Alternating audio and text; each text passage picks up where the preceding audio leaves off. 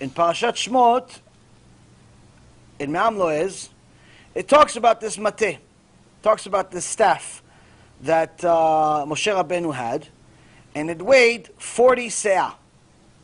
What's 40 se'ah? 40 se'ah is 240 okas. What's 240 okas?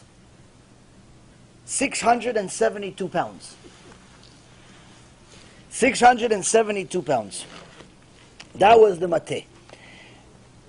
That was the staff of Moshe Rabbeinu. So now, you're asking yourself, how could Moshe Rabbeinu pick up such a heavy staff? Well, first of all, you should know that Moshe Rabbeinu was a very big guy. He wasn't a little puny like us, just growing this way. But it wasn't like that. He was also very tall. He was very big. He was very strong. But aside from that, it had nothing to do with strength. It was a spiritual thing, because this mateh, like I said, like this Mishnah says, is one of the 10 things that HaShem created before He created everything else. Meaning before before Shabbat came in. So now this mateh had several things on it. First of all, it was made from a certain material called snaprinon. Snaprinon, some say it's sapphire. Some say it's sapphire. Or what I called it actually one time was ruby. But it's actually not. There is an opinion, because they did the math. They actually did the math. The Mefarshim did the math. And it's unbelievable. I'm not going to go through the whole math for you, because it's very, very extensive, and only if you're a math person, I could show you this equation. It has to do with the volume and the size of it and how long it is, and physically, based on physics and how much the gravity of sapphire is 4, which means therefore, if the staff weighed 672 pounds, because the 40 se'ah we know for sure. So if it's sapphire, then it would have had the volume of 76,000 cubic centimeters. In so many words, it would have been too big. It's not something that's it wouldn't make sense for it to be sapphire. It would be too thick, it would be too big. It wouldn't be a staff, it would be a tree trunk. It wouldn't make sense. So what are they saying it is? They're saying it actually makes more sense that this sanfirinon is actually a heavy metal similar to platinum. Because platinum has a gravity of 21.5. And with a gravity of 21.5, this 672 pound staff, this 40 se'ah, would still have a staff that has a diameter of 3 inches, which is decent. It's something you can hold on to. It's not, you don't have to go like this with the big staff. So it makes more sense. And you see how the Chachamim, they're looking at everything. They're not just, oh yeah, it's sapphire, it's diamond, it's diamond. No, they don't just throw things around. They have to verify.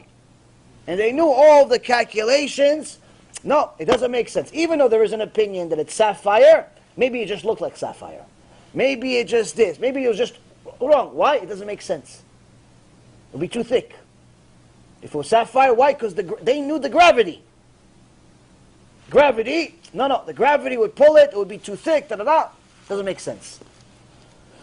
So what makes more sense is that it was some type of metal, and one metal that's a possibility that they're saying is that it would be platinum. Platinum. Very interesting midrash. Very interesting midrash. This is in the back of the Me'am Lo'ez, the commentary on the commentary. So on this staff, it had a few things. First of all, it had Hashem's name on it, engraved on it. Hashem's name was engraved on it. And also, the Rashi Tevot, meaning the first letter of each one of the 10 plagues. Dam, Tzfardea, Kinim, Arov, Dever, Shchin, Barad, Arbe, Choshech, V'makat Bechorot. All 10 plagues that Hashem put on Egypt. The first letter of each one of the plagues, so for example, for Dam, it was Dalit. For tzfardea, it was tzadik. For kinim, it was the chaf, and so on and so forth. So the Mefarshim says that every time, for example, there was like a play coming, like that, maybe would light up, like the choshen of the Kohen Gadol. Something like that. Very, very interesting, this staff. You have one? I want one of these. Platinum is cheap. 2 hours we're talking Torah, you still thinking about money. God bless. Hey, you mentioned that. We're thinking about buying platinum for 3 days. Yeah, Bhakti.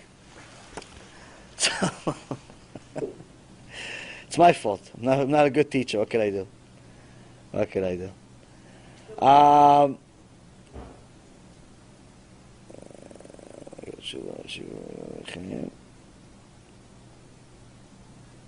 So now this staff, how did it get to Moshe Rabbeinu? So the Midrash says something very interesting. It says, first of all, this staff had a very nice journey. Who's the first person that had it? Adam HaRishon. Adam HaRishon had a staff. After that, he gave it to Enoch. To Enoch. After that, he gave it to Shem. Shem was the son of Noach. After Shem gave it to Avraham Avinu. Avraham gave it to Yitzchak. Yitzchak gave it to Yaakov. Yaakov chose Yosef, his son. Out of all of the 12 sons, he chose Yosef to give him the staff. And then after Yosef died, Paro stole the staff. Paro took it. Why? He was there, so he took it. And then Paro obviously didn't know what to do with it. Right? They didn't lift it. A bunch of people had lifted it. The point is that he had it. But then, after Yitro, Bilam, and Eov, and Job, all three of them were the consultants for Paro.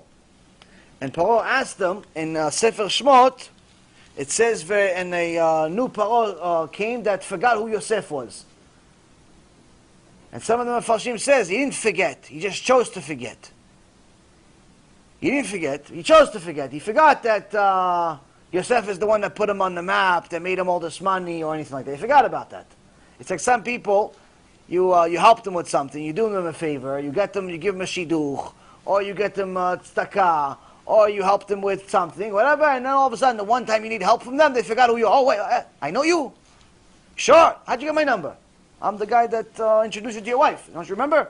No, I forgot. Oh, you really? No, I don't think you did it. I think my rabbi did it. They forget who you are. Sometimes people do that, miskinim. What can they do? So, Paro forgot who Yosef was, even though he made him all this money. And he said, listen, let's take this, let's take whatever was in his room, whatever was in his chamber, whatever is there, let's take it. One of the things was the staff. Now once he came to Yitro, to Bilam, and to Job, and he told him, listen, this Am Yisrael, they're getting too big. They're having, every birth is 6 kids. So average family has 60 kids. 10 births, 60 kids, like an army. Before you know it, they're going to join one of our enemies, they're going to destroy us. So we have to fool them. Avanit chak malach. Let's fool them. Let's fool them somehow. Bilam said, I think it's a good idea. Let's destroy them. What was his punishment? HaShem killed him. Later on. After Parashat Balak, in Parashat Pinchas, he kills him. Pinchas himself kills Bilam. In an unusual mitah meshuna. Job didn't say anything. Job didn't say anything. Why? Not going to listen to me anyway. What happened to him? Even though he was tzaddik, he got punished. He got that whole year of Gehenom that he lived in this world. Yitro said, no, why? Why are you going to go against Am Yisrael? They're the ones that put you on the map. They're the ones that made you millionaires. They're the ones that built your banking system. They're the ones that built your commerce system. They're the ones that build this, build that. How could you do it? They didn't like what they heard. He had to run away. He said, all right, if I'm already running away, let me take this staff. And he stole the staff. He stole the staff that Hashem created during Ben Hashmashot. And he said, what am I going to do? Somebody's going to steal the staff from me. So he stuck it into the ground. And he said, whoever has the merit is going to be able to, whoever can take this huge staff out of the ground can marry my daughter. And for years, all the biryonim, all of the heroes, all the people that were very strong tried to take it out of the ground. But like I said, 672 pounds, big. And also it had something to do with spirituality. Hashem did not want to give this staff to anybody. So a lot of the big giants tried to take it out and they couldn't take it out. One day, Moshe Rabbeinu, still before he became Moshe Rabbeinu, when he was still Moshe, when he ran away from Egypt, and then he was a king at Cush, according to the Midrash. He was king of Cush for 40 years, and then he left, and he went to Midian.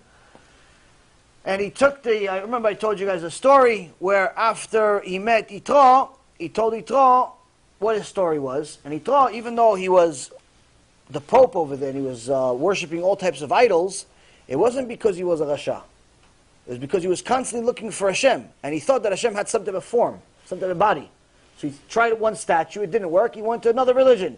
Didn't work, went to another religion. And his whole life he kept looking for the truth. And that's why eventually when you get to Parashat Yitro, it says Vayishma Yitro. What does it mean Vayishma Yitro? And Yitro heard. He heard, that's where God is. I've been looking for him my whole life. He left all of the idol worship, all the money, all the gold, all the fame, all the fortune. I've been looking for Hashem my whole life. It's all worthless without Hashem. And he went to Mount Sinai to join Moshe Rabbeinu and the rest. And that's why Yitro is the righteous convert. Yitro that has a parasha of the 10 Commandments after him. Now, when it comes down to when he first met Moshe, he didn't know Moshe was a tzaddik.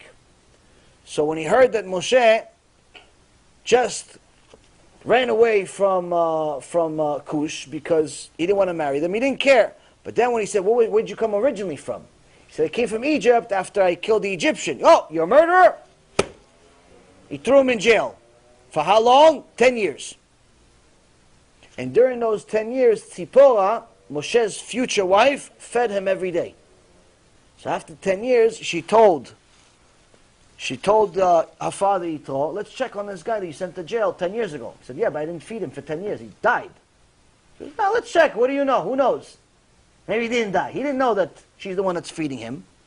And he went to the jail and he saw that Moshe is alive and well. And he saw, something unusual is happening here.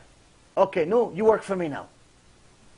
Work for me. And as they're walking in the field, Moshe didn't know anything about this staff. He just saw this beautiful thing in the middle of the thing. He was big. He was 10 amot. 10 amot is like 20 feet. Huge, according to us. In this day, he wasn't huge. He's big. He saw this staff. He took it out of the ground. No big deal. It was spiritual power. Hashem wanted him to have it, obviously.